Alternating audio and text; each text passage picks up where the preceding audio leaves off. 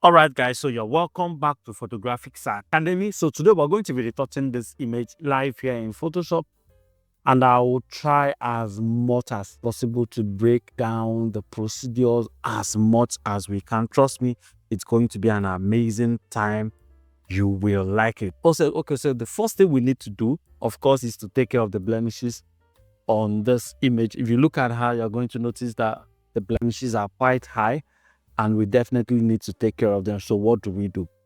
First of all, we need to take care of the ones that are visible. Then we can use our check layer to remove the ones that are not entirely visible. So the first blemish removal tool we are going to be using is our patch tool, which you will find right here. I'll make a duplicate of our background layer so that the background layer will be serving as the backup in case we have to use mask on any parts. Okay, so this is the first blemish we will be picking out, this one. Remember, when you're working with your patch tool or your spot healing brush tool or your healing brush tool, you should use your patch tool to target those very obvious blemishes that are quite big. Then use your spot healing brush tool or your healing brush tool to target smaller blemishes like this one that I just removed now. So these very obvious big ones, we're going to be fixing them using our patch tool. So we'll just remove these ones over here. Remove these ones over here. Remove these ones. Remove these ones. Do the same thing here. Same thing here. So that's how we'll just be going around and be removing them. So at this point, I'm going to need to fast forward this process because, of course, you can see we'll have a lot of blemishes to fix. So we need to fast forward this one so we don't spend all the time removing blemishes.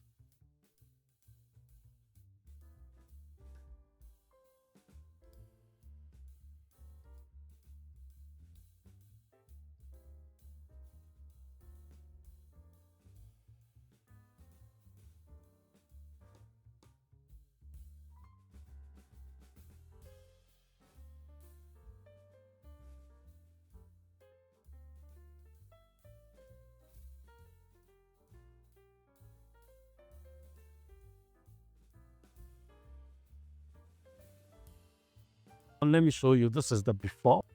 This is the after. This is the before. This is the after. So every other thing that is remaining, we can fix using frequency separation. But before we move on, I'm going to load up a black and white adjustment layer that I'm going to tone down the red. So the reason I did this is so that other little blemishes that we could not see with our ordinary eye, look at the face, it's now very obvious that we still have a whole lot of blemish to work on.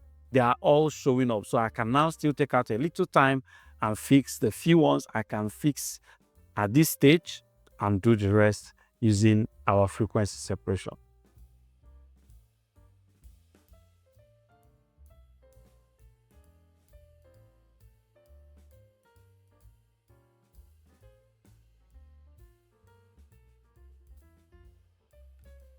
All right, so I'm going to remove my black and white, flatten this up, and let's get straight down to business. So to do our frequency separation, of course, I believe by now you know what frequency separation is, but in case you don't know, let me take out my time and explain it. So frequency separation is simple.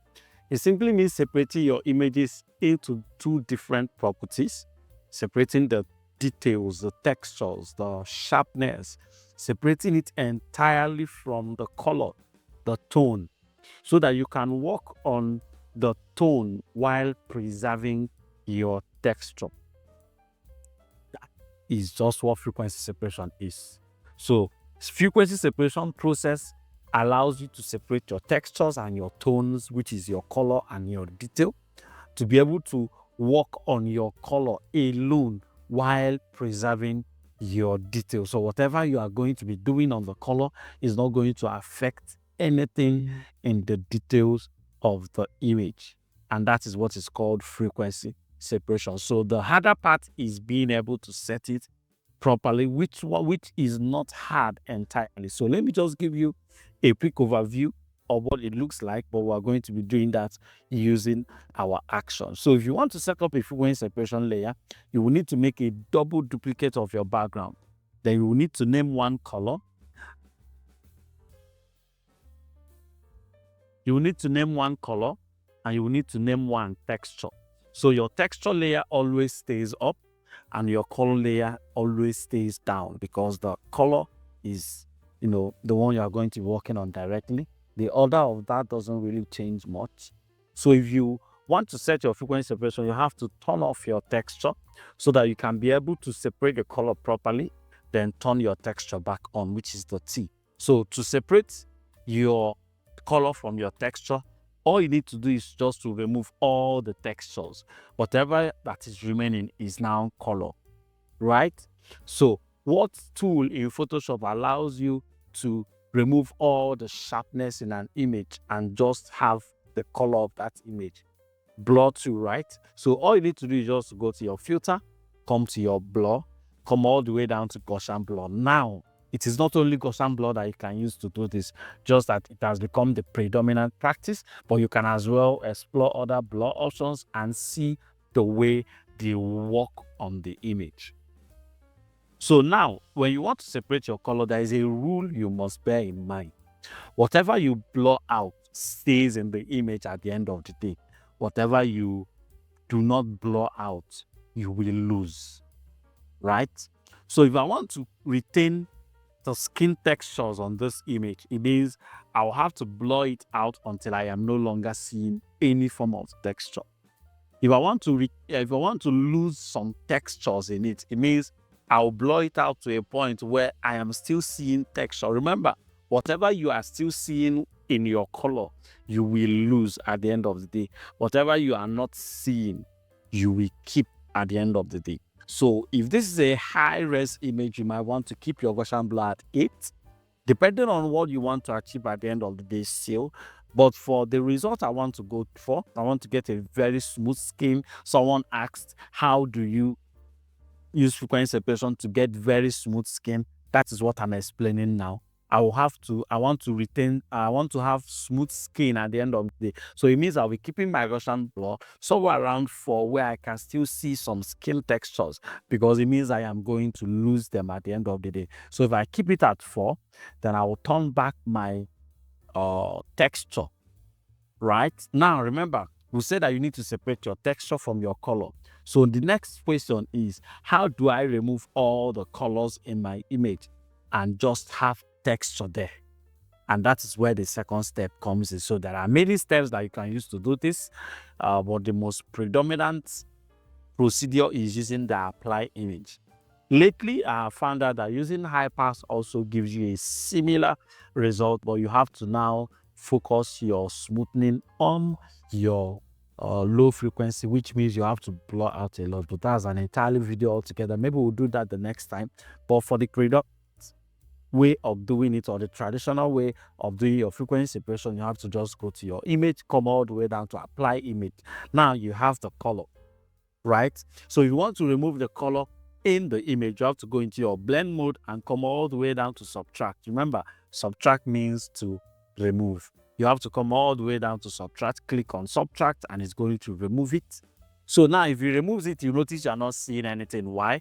Because our layer is still in matched. We need to work on color, not matched. Matched means all of them put together. We need to separate it and us work on the color. So we'll go down and go to C, and immediately the shape of her body appears on your screen without the color. Now we have successfully separated the color from the image. Of course, make sure that your scale is always at 2 and that your offset is always at 128. These two are statutory, they are constant. You don't change them if it's frequency separation that you want to achieve. Let me run it down again. Make sure that your layer is kept at copy C. Color, whatever you named it, just put it there. Make sure your blending option is set to subtract. Make sure your opacity is set to 100. Make sure your scale is set to 2 and your offset at 128. Leave every other thing the same way it is, then press OK. Now we cannot be working with a gray image, right? We need to still unveil what we'll have in the color without getting back the color we lost in the texture. What do? We use a blend mode. Now, there are a few blend modes that can allow you take away everything that is 50% gray, still keeping the properties that you intended to keep there. And that is this blend mode group over here. So most of them does that for you. But you notice that when you put it in overlay still, produces the blurring you did in the color, which is not what we want. We don't want this image looking like anything was done. So what do? We put the blend mode at linear light. So once you put it at linear light, you will notice that the image goes back to its original form. So you need to group the two of them together.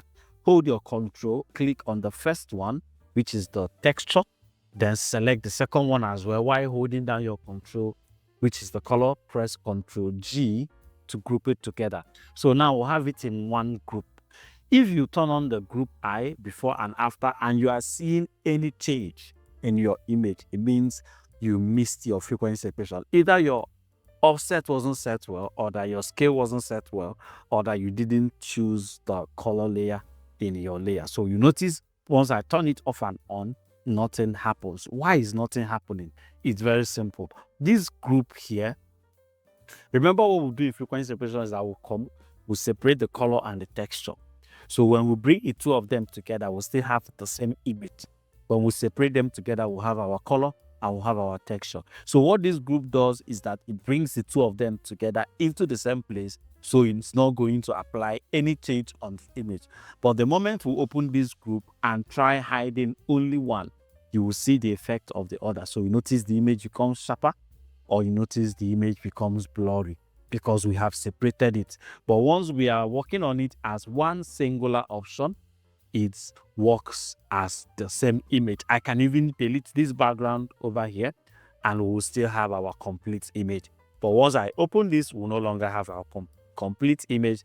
And once I hide this, we'll no longer have our complete image. So that is basically how frequency separation works. If you have questions around frequency separation, go to the comment section, ask me the question, and we'll be so glad to attend to the question in the next video we are going to record on skin retouching. So like I said initially, we are going to be working with this using action. Maybe next time I'm going to be teaching you exactly how to set this action so that you don't have to be going through this process all the time. You just come in, use it, and you move on. So the frequency separation action we're going to be using is this one over here called frequency separation. I'm going to play it. Remember, initially we kept it at 4, so I'm going to also keep it at 4 and everything will be done. So you see our group, that before and the after. So we'll just open the group and go down to the low frequency. So now you will notice that the layers are now 4 instead of 2. What is happening here? It's very simple. We just had to make a duplicate of the high frequency and make a duplicate of the low frequency. Why did we do that?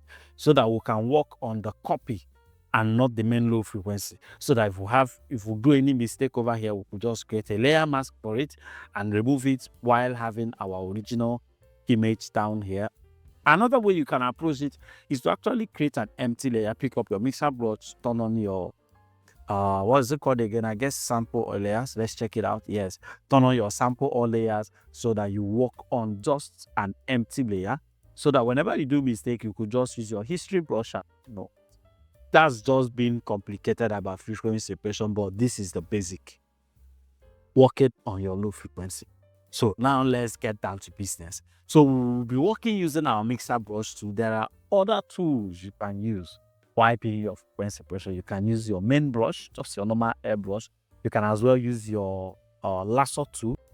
All of them are going to do amazing jobs, but they are also going to come with some limitations of some things you cannot really explore.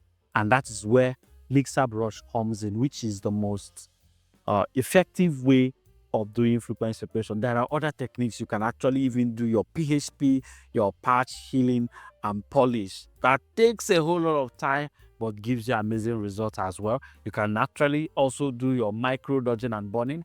That takes a whole lot of time, but actually gives you an effective or a beautiful result. So mixer brush tool gives you practically the same thing those ones give, maybe a little less, but enough for a pass, enough to call you a professional while still not consuming all your time. How does it work? So turn on your mixer brush tool. This is going to appear on your screen.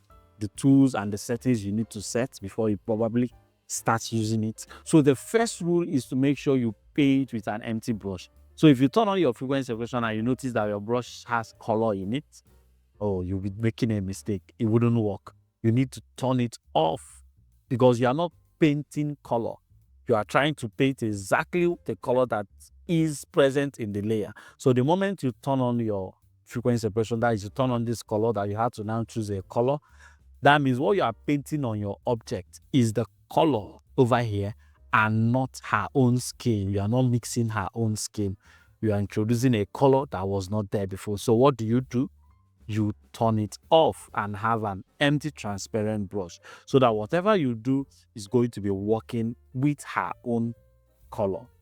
Another setting you need to bear in mind is to make sure that your mixer brush is set to custom or dry. Make sure it's set to custom or dry. I always like working with custom so that I can be able to work on my wetness and on my flow by myself. So I always like working with my wetness between 25 to 30. I'll be keeping this one at 30 because I don't want to paint a whole lot of time. Then I also keep my flow between that same number range between 25 to 30. So these are the only two settings you need while working with a transparent brush in mixer brush and also applying it in frequency separation. These are the only two settings you need to touch. Those are the only necessary settings. These two, even if you set the two of them at 100, they wouldn't work because you are working with a transparent, clean brush, right? And make sure that your sample all layers is turned off. If you turn it on, you might paint for a whole lot of time, and before you finally notice that you are making a mistake, it's already too late. You see, instead of cleaning the image up, it's actually making the image look very, very bad.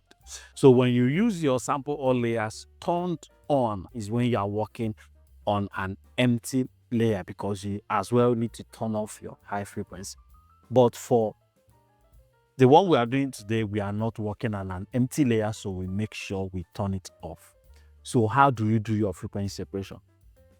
It's very simple.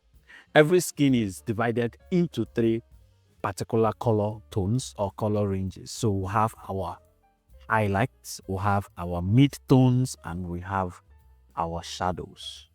So while working on your frequency separation using mixer brush, you must make sure, the rule standing, you must make sure that you do not paint your shadow into your highlights and you do not paint your highlights into your shadow. So how do you play around it? Very simple. You work on your shadows separate, work on your highlights separate. In between the two of them is your mid-tone. So that your mid-tone is where you actually link your shadow and your highlight together. So when you paint on that area, you might need to, increase your brush so that half of it is in your highlight, half of it is in your shadow, and you get that seamless transition of light. And it's always very beautiful. This whole English I just spoke now, how does it apply to real life work? Very simple. Pick up your mixer brush, make sure you turn off your high frequency. Now, this is not a standing rule. You can actually do your frequency separation with your high frequency on. But the reason we turn it off is so that we will know that all we are seeing is our low frequency. All we are doing is on our low frequency. So when it's smooth in your eyes here, it means it's smooth. When it's not smooth, it means it's not smooth. But when you turn on your high frequency, the textures are still interfering with what your eyes is looking at. So it might be a little tricky to be able to do what you want to do. And another advice I will give you is to make sure you do not paint with your image zoomed in like this, because you will not know how much you are doing until you go back. If you must paint with your image zoomed in like this, then you might need to come to your window, come to your arrange, and turn on your 2 up vertical somewhere around here. Okay, I think we need to do that from our background. Let's see. Okay, so make sure you turn on your 2 up vertical. I don't know why it's not opening, but let me explain how that works for you. So that is going to allow you have 2 windows on your screen where you are seeing a zoomed version and a file version. I don't know why that is not showing up here, but that is basically how it works. So let's continue. So I'll zoom out a little like this, so I can be looking at the effect of what I'm doing generally on the face. Now, I will start from here. This is obviously the shadow in this image. Although in real concept, we could put that into mid-tone. This is the highlight. So the shadows are more like these areas that are very, very dark. These areas that are very, very dark. But these areas, we can actually call it our mid-tone. I will start working on the image.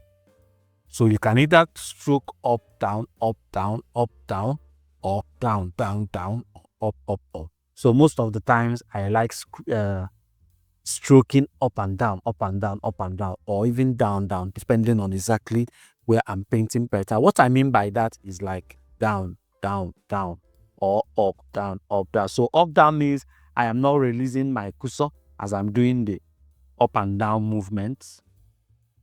The down, down movement means I'm releasing my cursor each time I go down, which sometimes is actually the best. So at this point, I'm just doing down, but there are moments I will do up and down, up and down. So I won't be able to keep up mentioning that to you. That's why I actually, like, now I did up and down. That's why I actually, talked about it before we started.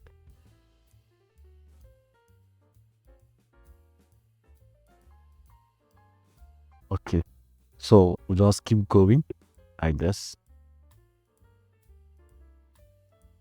So very soon you understand why I said we will take care of other blemishes in our frequency separation, because one thing this thing does is that it takes care of your blemishes, provided you do not blur them out. So when I said I needed smoothing, that was what I meant. So I didn't blur out the blemishes because I know if I don't blur it out, I will lose them while doing my frequency separation. So we'll just work on this ones. Look at those areas. It's already looking smooth over here. So we are sure that at the end of the day, we have a smooth image there. So let me show you a very quick one. This is it. This is that area before. This is it now. So you notice we are having a very seamless transition of light and we're having a clean image. So when you learn this, it does not actually take a whole lot of time to do. But if you're a beginner, it's going to actually take you a whole lot of time to grab.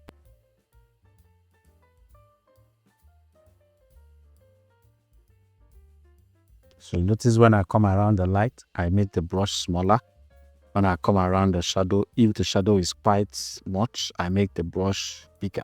So you will always be working with your brush, getting smaller, getting bigger, getting smaller, getting bigger, depending on the area you want to work on per time and how you want to go about your skin.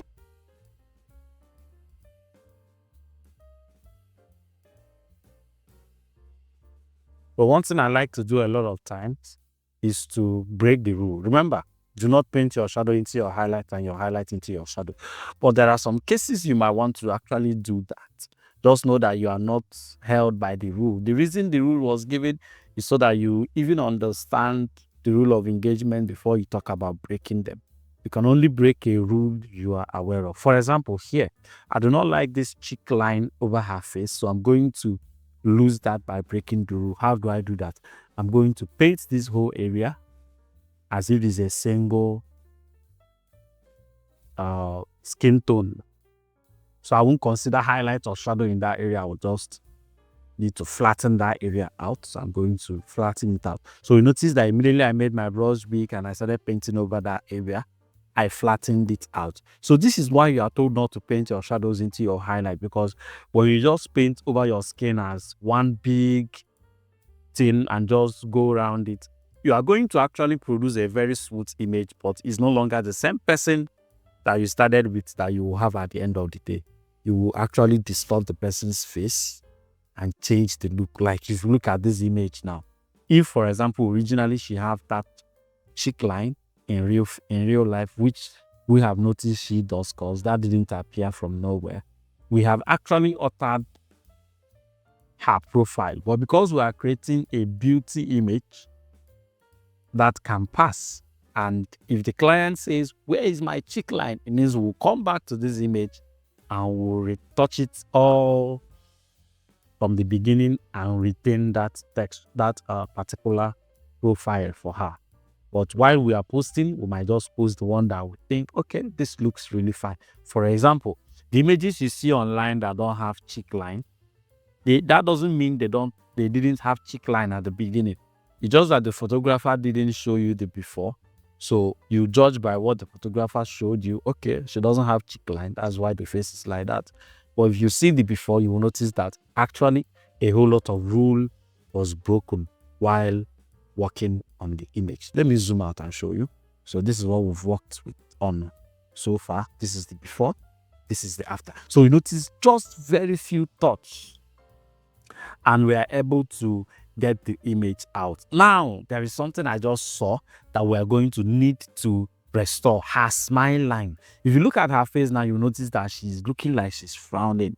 But in the real image, it was more like a neutral look. Why? We lost this line. Just that tiny line behind her lips or beside her lips was what made the difference. So what do? We create a mask for this flow. This is why we have such layer there. If we are working directly here, if we create a mask here, it means we are going back to the layer that doesn't have any setting on it, which is going to spoil the whole thing.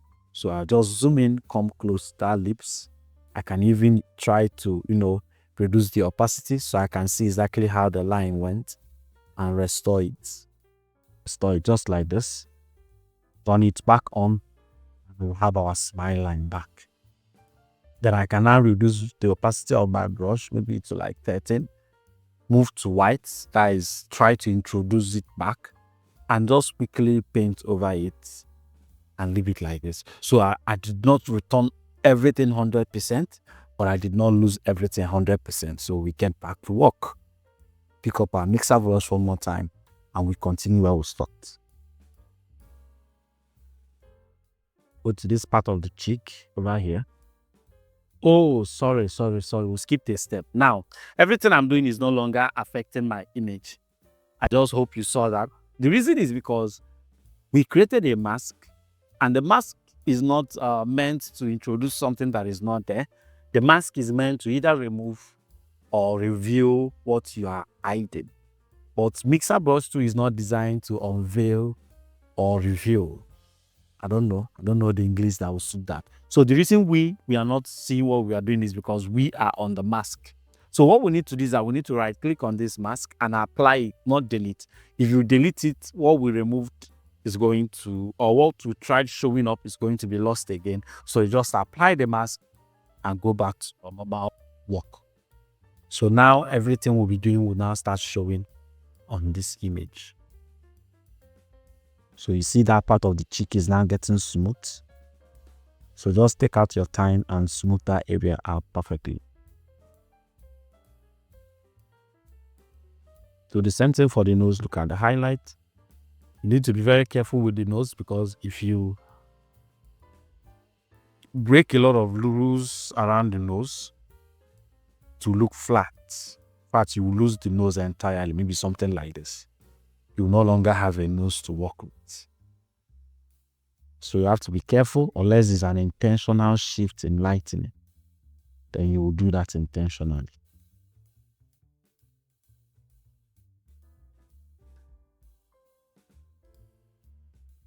Okay, so leave it like that. Come over to the eye area. Look at that shadow down there. Make sure we paint it. Very, very important to keep it smooth. Do the same thing for this area.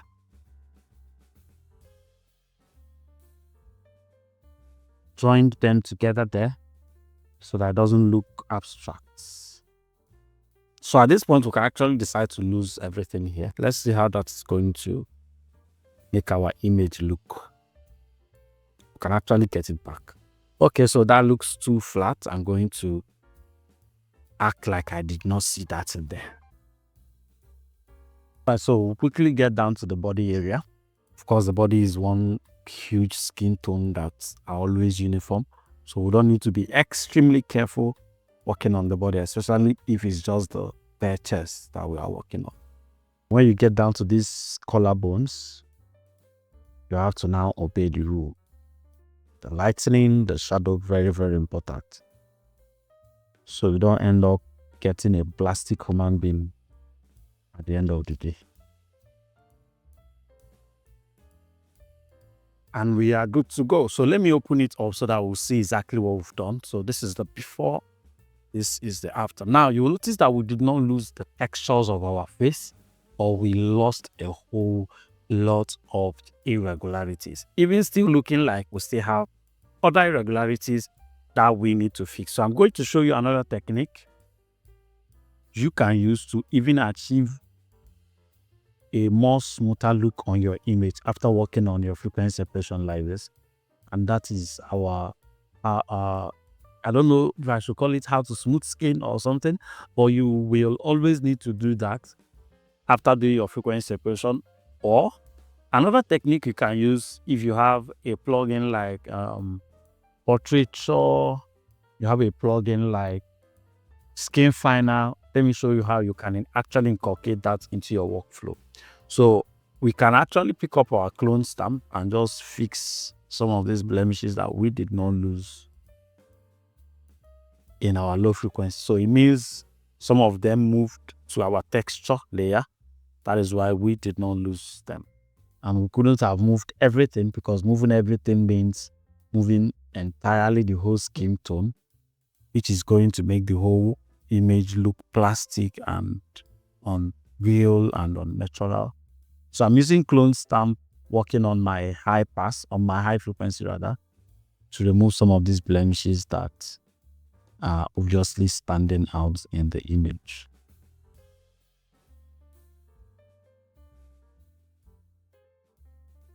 So you see, just taking our time to do this is already even giving us that extra smoothness that we are looking for. Because vertexes are actually irregularities. Yeah, so if we fix the irregularities, we get a clean image.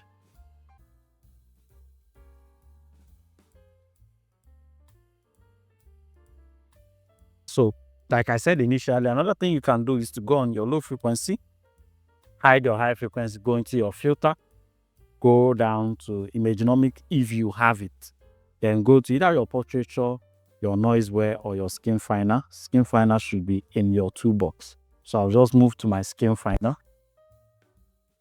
So what I'm doing here is that I'll try to smoothen out this image using Skin Finer, so that when we go into Photoshop or back to our frequency separation, it's going to be applied on the image and we'll get a very clean image. So you see the smoothing, I'll turn it all the way up, and I'll make sure that my fine is also kept in such a way that it doesn't interfere with the smoothness. We can even reduce the coarse and push the balance a little bit. Then if you notice that it's not selecting all the areas in your image, it means you just have to come to your masking over here and expand your mask. So the black areas are the areas that will not be affected, and your normal skin are the areas that will be affected. So we want to lose these blacks here. So just expand. If you go this way and you notice it's not going, know that it's the other way. So we'll come over here and expand from here. Brother, expand, what's your problem? So yeah, expand their skin and expand in background. And look at that. Let me show you. This is the before, this is the after. So you see, we got even extra smoothness on the image, unlike what we had originally. So you can actually make a duplicate of your low frequency at this point. Also clip it down, very important, clip it down, then apply the filter, apply Skin Finer, so that the effect just stays on one. Then you can reduce the opacity if you want to reduce the opacity. Look at that. So we'd want to reduce this just a bit. Now, if we turn on our high frequency, you notice we even get a cleaner image. So this is the before, this is the after. Just by doing frequency separation, we've been able to move this image from 0.0 to maybe somewhere around 60 or 45%. So the rest goes into the next thing we need to do. So the next thing we'll do on this image now is, like you guessed, dodging and burning, because while doing our frequency separation, we lost a lot of lightening. Look at that light over there. Look at the shadow. We lost a lot of lightening. So dodging and burning allows us recompensate for those lights that we lost. So how do we do that? There's an action for it over here. So just go to our actions, go down to dodging and burning. Look at that. So I'll click on my dodge, play it, click on my burn, play it as well. Then if you need to turn on your check layer, you can as well turn on your dodge and burn check layer. And you will see exactly where your lightning should fall and where your shadows should be. So go to our dodge, pick up our normal brush. I'll be painting with maybe somewhere around number 5. Keep my flow at 5 so I wouldn't have to spend a lot of time doing this. So I need to have a very strong light over here. I need it to be extremely bright, maybe like a high key or a hotspot. So let me turn on yes, I like it like that, looking like it's white. Then we'll just brighten the environment, do the same thing over this part of the nose. So when you're working with this particular check layer, know that all the dark areas are your dodge, your bright areas. All the brighter areas are your burn, your darker tones. So this is an inverted mask, which means it makes the bright areas look dark and makes the dark areas look bright. So when you see it dark, know that that is where your highlight is falling. Make it brighter or darker as your visuals might be giving you. When you see it dark, know that when you see it bright rather, know that is where your shadows are, and make it brighter as your visuals will be showing you as well. So these areas, we are making them darker, very, very much brighter rather. The same thing over here. Look at this point, just make it brighter but not very, very bright. Just a dab. Look at this area, make it bright, make here bright, make it bright. So it gives us that look. Then we'll come back to our dodge, make here bright as well, or darker rather. Okay, so this area just a little bit, this area a little bit as well. Then look at this area under the cheek, just a little bit as well. Here needs to be very bright, but not to the point of becoming a distraction. Then I'll go to our burn. Also try to recreate such look over there.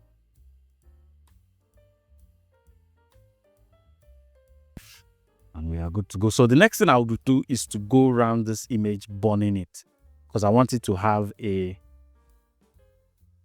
contrasting look around the edges. So I'll just go around the face like this, just like that. So for the lips, I need to darken the whole upper part of the lips. So I just pushed up my flow because I need it, practically really dark. So I just make it darker. Then under the lower lips, just this lip line, make it darker. Pick up my dodge, reduce the flow. Make the inner parts, brighter, like this. And we are good.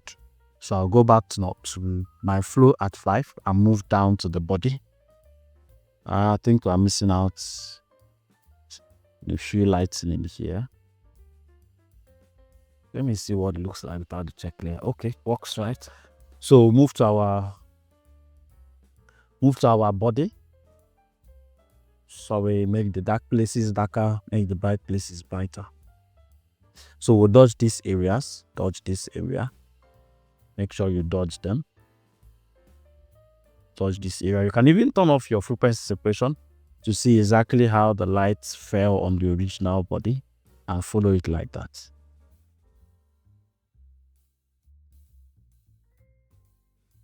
Move to your burn, do the same thing. Make these areas brighter. Okay, so we'll turn on our frequency separation back on, then we'll turn up our check layer, and this is it. So I'm going to put the two of them in a group as well. Delete my check layer because I don't need it at this point anymore. Yeah, open up the dodge. So I need to put a little lightening behind her hair. over here. So I'll just light this place up a little. Do something down here, just light them up a little. Because I need to have her make the hair look like it's coiling. So we need to use lightening to create that illusion of coil. So we'll just brighten those areas up. So once I'm done doing this and I show you the before and after, you notice that suddenly that area is looking like it's coiling. So this is it. So both of them are in the same group right now, so that we'll see the overall before and after. See that? So this is the image without dodging and burning. Very good, flat. This actually can pass if you didn't see the dodge and burn version, but with the dodging and burning now, we have the image looking more contrasty and even looking more like the original image. And that keeps bringing us closer towards the end. The next thing we need to do now is to add a little blushing to her and also lighten up, also color up the lips. And how do we do that? We'll come all the way down to the makeup section and go down to the lip and cheek. So this is where we'll find our what is it called? Our contour. So we'll have our rosy cheek, we'll have our rosy lips. We can as well use saturation to do that. There is a place written saturation over here. We can actually use that to still create the same effect. So first of all, we'll be doing our rosy cheek. Take your brush down to 5, very important. So what rosy cheek simply means is blushing. So we'll just sample a color. Okay, we'll have a color on it already. Let's see, Control I. Yeah, we'll have a color on it already. So it's just for us to paint it over the cheek like this. Just avoid that highlight in the middle and paint it over the cheek like this. So just the same way a makeup artist would have created blushes using their, their makeup skill, do the same thing for your objects. Especially if the person is fair, because a dark person doesn't blush. But a dark person does.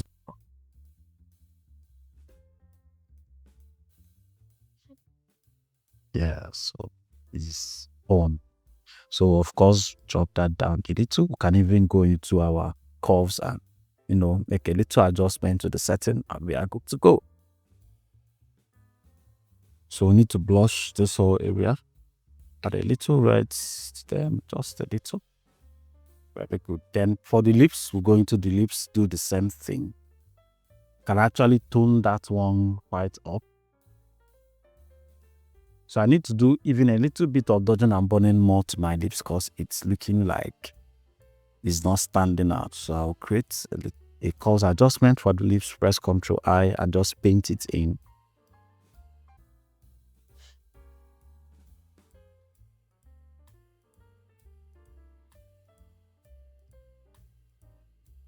So this is the rosy lips and cheek and our dodge and burn in the same group. So look at the lips, look at the cheek. So you notice her makeup is now looking like, it's popping out a little bit.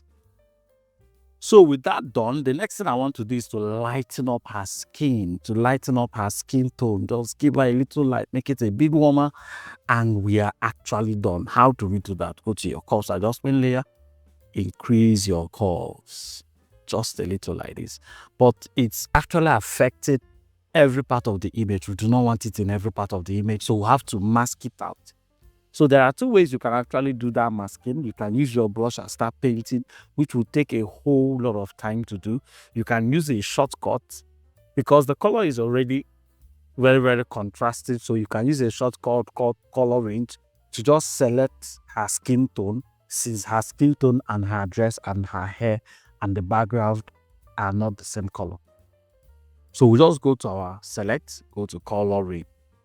So it's going to open up like this for us. So you notice that the curves immediately have even adjusted to, the settings we'll have here. So this is also how you can create all the glossy looks that you see in images. We'll try to also create it here so that you see how you can use this technique to create those shiny skin tones that you see in images. But for now, we are trying to get a uniform look. So we'll go to the plus icon because this have already selected. Most of the times when you come in, it will be flat. It will just be without selection. Let me select maybe the hair. So how do you start selecting the skin? Just click on the skin, then move to plus, because this one means select, plus means add. Then we'll start adding every other part of the skin.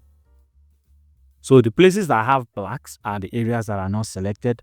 The ones that have whites are the areas that are selected. So if you just click on the black areas, you immediately automatically select them. So as you are clicking, make sure you do not click the eye pro.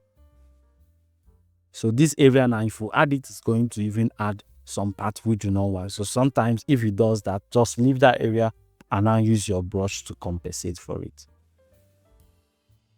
So now you need to increase your fuzziness a little bit to feather out the transition. You wouldn't want it looking like you cut out a mask, then press OK. Now we'll have it seamlessly across the skin without affecting the background, the dress, or even the hair. So you can zoom in and make sure, for example, let me add a color so you notice there are areas we did not select. Let me add a color to it. So if you look at this color now, you will notice there are areas of the skin that we did not add. So the reason you didn't see like areas like this behind her neck, under her cheek, this edge of the lips and all of that, the reason you did not see that initially was because we were working on just luminosity. We are tightening it up. So that didn't really matter. Now, let me show you how you can create those shiny looks using the same technique. So tone it down a little bit, pick up our curves, and also increase the brightness. Go back to your color range. Now, instead of selecting your skin, go into your select and select highlights. So you see it's just on the highlighted areas. Look at that. So you see these areas are just shining. Now you can increase your fuzziness, increase your range, or even reduce it. If you feel it's not spreading out enough to get it looking smooth, press OK. And you have it just on your highlight. So of course our dress is going to add. So just use our brush and remove the dress. So this is one of the numerous ways you can do this. You can actually use Blendif and still create this kind of shiny skin look, and you are also getting an amazing result. So we have come to the end, which will allow us now to do the very final step. Of course, you know I will always do that. Is for us to apply our done for you. So what done for you is going to do is that it's going to bring all these things together.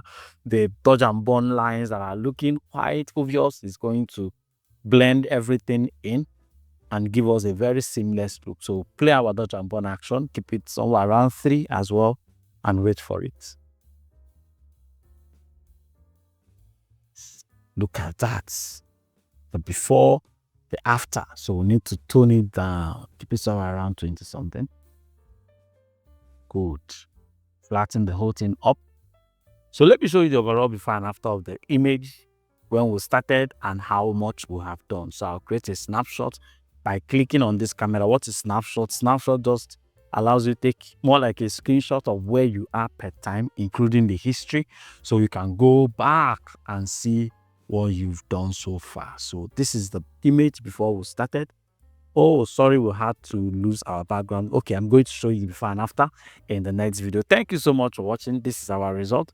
Thank you so much for watching. Make sure that you subscribe to our YouTube channel, and if you do subscribe, turn on your notification bell to get notified every single time we drop a new video. Until then, see you on the next one.